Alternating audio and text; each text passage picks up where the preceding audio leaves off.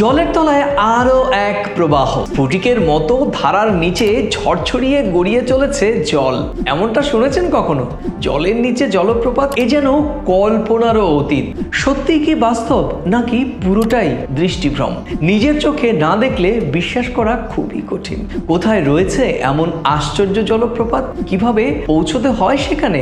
এই অদ্ভুত সৌন্দর্য অবশ্য আমাদের দেশে নয়। এই সৌন্দর্য চাক্ষুষ করতে গেলে আপনাকে যেতে হবে বিদেশে। প্রকৃতি যে কত রহস্যে মোড়া তার এমন নিদর্শন রয়েছে মরিশাসের উপকূলে। এই জলপ্রপাতের কথা খুব কম পর্যটকই জানেন, তাই পর্যটকদের ভিড়ভাট্টা অনেকটাই কম। তাছাড়া এই সৌন্দর্য চাক্ষুষ করতে গেলে বেশ মোটা অঙ্কের টাকা খসবে পকেট থেকে। কিভাবে দেখতে যাবেন? ঘন নীল জল আর তার নিচেই দেখা যায় এই জলপ্রপাত। এই মায়াবী দৃশ্যের এক ঝলক দেখতে পাবেন লে মর্ন ব্রাবান্টের চূড়ায় হাইকিং করে। 500 মিটার উঁচু এই চূড়ায় পৌঁছানোর পর রঙিন প্রবালের প্রাচীর দেখা যাবে। তবে সব থেকে ভালো দৃশ্যমান হয় আকাশ থেকে। তার জন্য আপনাকে সমুদ্র বিমান কিংবা চড়তে হতে পারে হেলিকপ্টারে। নির্দিষ্ট উচ্চতা থেকে এই জলপ্রপাত নাকি অকল্পনীয় সুন্দর। জানলে অবাক হবেন, জলের নিচে এই জলধারা আদপে সত্যি নয়। এটি আসলেই দৃষ্টিভ্রম, যা কেবলমাত্র নির্দিষ্ট